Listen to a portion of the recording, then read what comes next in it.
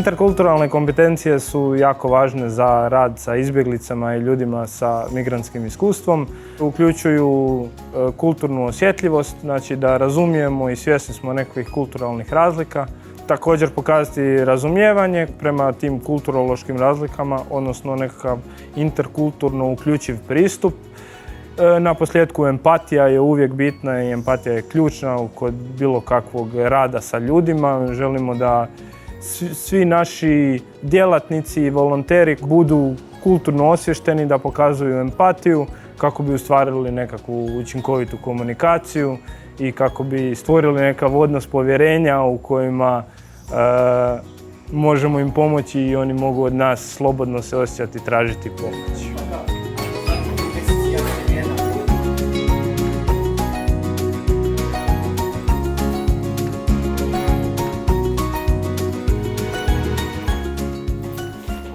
Free Shop je socijalna samoposluga koja djeluje unutar našeg integracijskog centra i to je mjesto gdje tražitelji azila, osobe pod međunarodnom zaštitom i svi drugi ljudi u potrebi mogu pronaći osnovne higijenske i kućanske potrepštine, odjeću i obuću. No ono što mi volimo reći je da je to zapravo puno više od socijalne samoposluge, to je mjesto susreta i prijateljstva. U naš shop dolaze ljudi iz više od 50 različitih zemalja i iz tog razloga je iznimno bitno razviti interkulturalne kompetencije kada radimo s našim korisnicima. Ono što je ključno u našem radu je razumjeti različite vjerske i kulturalne potrebe naših korisnika, stoga kroz naš asortiman pokušavamo odgovoriti na njihove različite potrebe. S obzirom na raznolikost jezika koje možemo čuti u shopu, vrlo je bitna i učinkovita komunikacija, stoga uvijek potičemo volontere da koriste jasne i kratke rečenice te da se služe engleskim jezikom, s obzirom da većina naših korisnika je tek došla u Hrvatsku i još se uvijek ne koriste hrvatskim jezikom.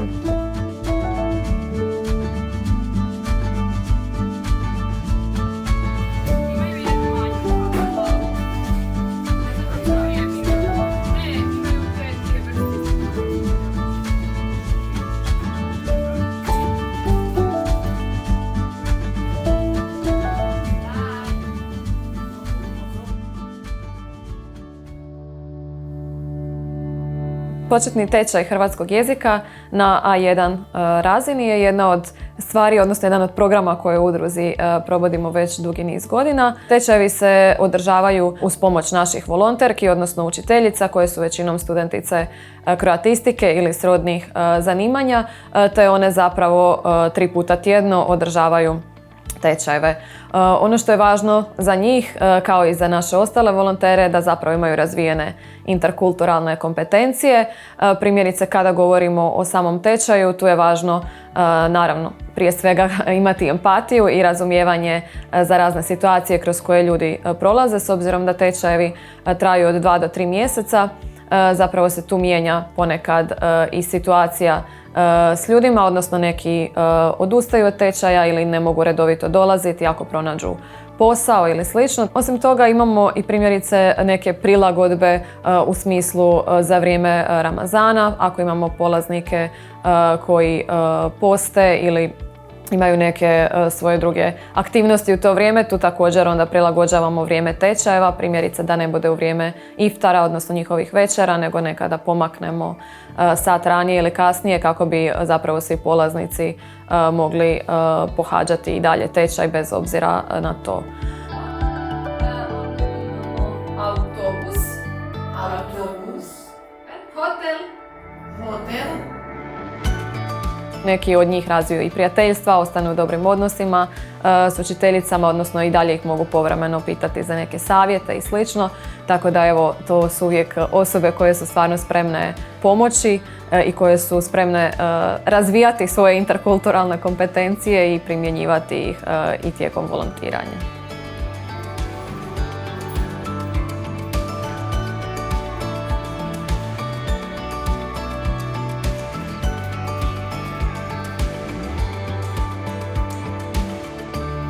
Moj je konkretan posao pomoć u integraciji odraslih. Integracija odraslih se svodi na jako širok raspon nekakvih asistencija u kojima im mi pomažemo.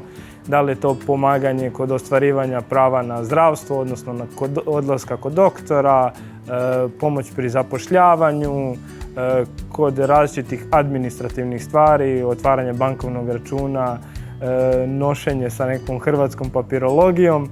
Potrebno je se osvijestiti razlika koje postoje između naših kultura. Na primjer, u asistencijama u zapošljavanju imao sam primjer osobe koja je barista i ta osoba nije bila spremna posluživati alkohol u sklopu svojeg posla. Tako da treba pokazati nekakvo razumijevanje prema kulturološkim razlikama i njegovim potrebama i onda pokušati učinkovito iskomunicirati zašto on ne želi posluživati alkohol, kako možemo doskočiti tom problemu, tom izazovu, da tako kažem. Da li možda postoje neki specijalizirani coffee shopovi u Hrvatskoj koji rade samo sa kavama ili rade sa bezalkoholnim pićem, jer njegove vještine jesu primjenjive, samo mu treba naći vrlo jednu specifičnu nišu u kojoj se on može ostvariti.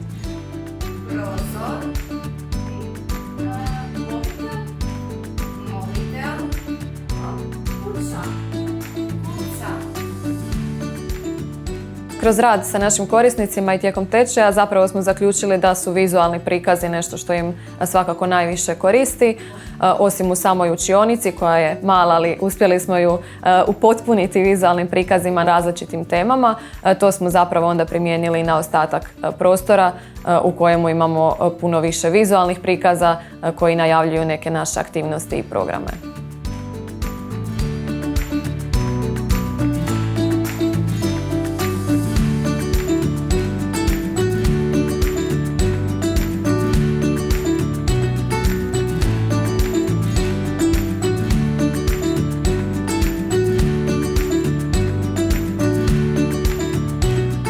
U Free Shopu kontinuirano potičemo aktivno sudjelovanje naših korisnika, tako da vrlo često naši korisnici postaju volonteri, ali onda njihova uloga zapravo nadilazi samo volontersku ulogu jer postaju i kulturni medijatori i onda zapravo svojim poznavanjem nekakve kulture ili jezika pomažu u svakodnevnom radu shopa.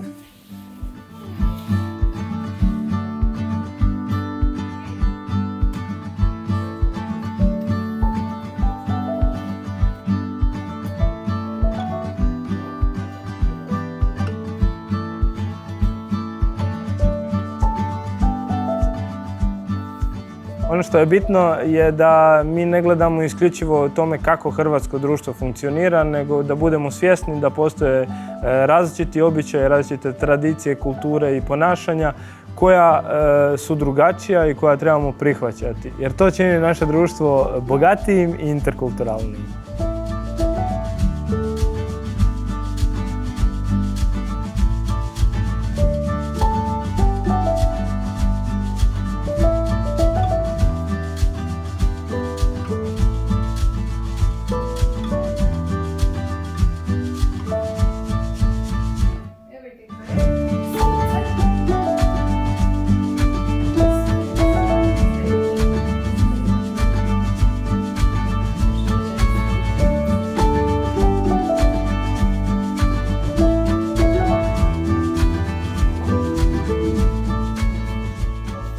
Interkulturalni pristup općenito nije nešto što je primjenjivo samo u našem radu i u našem kontekstu, nego nešto što se treba razvijati zapravo u suradnji između različitih sektora kako bismo zapravo stvorili pravednije i uključivije društvo. Stoga su ove interkulturalne kompetencije o kojima smo govorili vrlo važan dio i u edukaciji, neprestanoj edukaciji koja je potrebna i volonterima, ali isto tako i stručnjacima u različitim područjima. Stoga nam je jako važno održavati razne edukacije na ovu temu i da će na kraju primjenom interkulturalnih kompetencija stvarno doći do pravednijeg i humanijeg društva.